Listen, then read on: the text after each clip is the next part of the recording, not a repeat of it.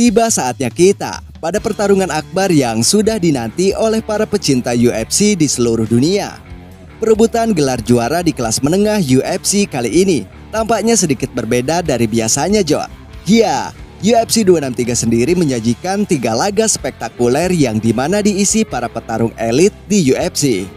Salah satunya adalah Israel Adesanya yang berhadapan melawan Marvin Vettori. Laga ini merupakan laga lanjutan bagi mereka berdua. Setelah pada tahun 2018, Israel dan Marvin Vettori telah bertanding dan dimenangkan oleh Israel Adesanya dengan perhitungan angka yang tipis. Tentu dalam laga ini, Israel Adesanya sangat diunggulkan. Namun walaupun begitu, ia tak serta-merta bisa menganggap remeh Marvin Vettori. Apalagi Israel Adesanya datang ke UFC 263 dengan satu noda kekalahannya dari Jan Blachowicz.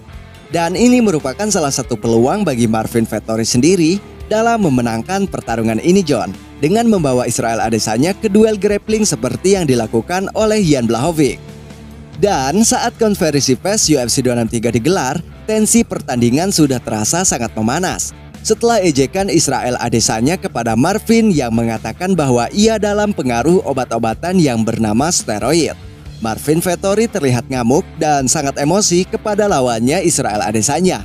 Bahkan, The Last Stylebender tak segan-segan lagi mengejek lawannya tersebut sebagai pengidap bipolar. Tentu, reaksi berlebihan dari Marvin Vettori bisa dimanfaatkan oleh Israel Adesanya. Karena menurut Mimin, salah satu peran penting dalam memenangkan pertandingan ketika seorang petarung bisa mengendalikan emosinya. Dan tanpa berlama-lama lagi, here we go again. Buah salak dibeli dari Kedoya. Selamat menyaksikan UFC 263. Seperti biasa tidak ada touch club dari kedua petarung. Ronde pertama pun dimulai, Marvin Vettori langsung memburu Israel Adesanya dengan jab-jab ringan ia lontarkan untuk membuka serangan. Kemudian, Marvin Vettori berhasil menembakkan takedown-nya setelah berhasil menangkap serangan low kick dari Israel Adesanya. Pertarungan grappling pun terjadi di ronde ini. Namun akhirnya, Israel Adesanya berhasil mengantisipasi serangan dari Marvin Vettori dan pertarungan pun berlanjut ke atas. Israel Adesanya tampak lebih sabar dan begitu hati-hati dalam ronde ini. Ia hanya melakukan serangan low kick dan jab-jab yang sangat ringan. Ronde pertama pun ditutup dan pertarungan berlanjut ke ronde yang kedua. Lagi-lagi, Marvin Vettori terus mencoba membawa Adesanya ke bawah. Namun usahanya masih bisa digagalkan oleh pemegang sabuk juara di kelas menengah ini. Israel Adesanya terus menyerang Marvin dengan low kick-nya. Dan lagi-lagi, Marvin terus menyudutkan Adesanya ke dinding oktagon dan berharap pertarungan menjadi beradu grappling.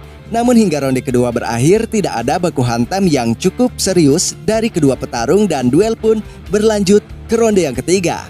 Di ronde ketiga, Marvin Vettori tampak lebih agresif dengan langsung menembakkan takedown kepada Israel Adesanya. Dalam kondisi ini, Israel Adesanya berhasil membalikkan keadaan, bahkan aksi colok mata terjadi di ronde yang ketiga. Namun bisa Mimin pastikan ini hanya sebuah kejadian yang tidak disengaja oleh Israel Adesanya. Pertarungan pun berlanjut, baik Israel Adesanya dan Marvin Vettori terus jual beli serangannya. Israel sempat membuat Marvin Vettori terjatuh setelah ia menendang kakinya. Namun lagi-lagi, itu tak berarti apa-apa bagi The Italian Dream. Israel Adesanya melakukan sebuah pelanggaran kepada Marvin Vettori, di mana ia menendang bagian titik Marvin Vettori. Wasit pun memperingatkannya dan ronde ketiga pun berakhir. Masuk ke ronde yang keempat, Marvin Vettori terus mengejar Israel Adesanya dan kemudian untuk yang kesekian kalinya, ia terus mencoba melakukan takedown dan lagi-lagi Israel Adesanya mampu mengantisipasi serangan dari Marvin Vettori. Ronde keempat pun berakhir dan masuk ke ronde yang kelima. Israel Adesanya tampak terus memprovokasi Marvin Vettori dengan ejekannya.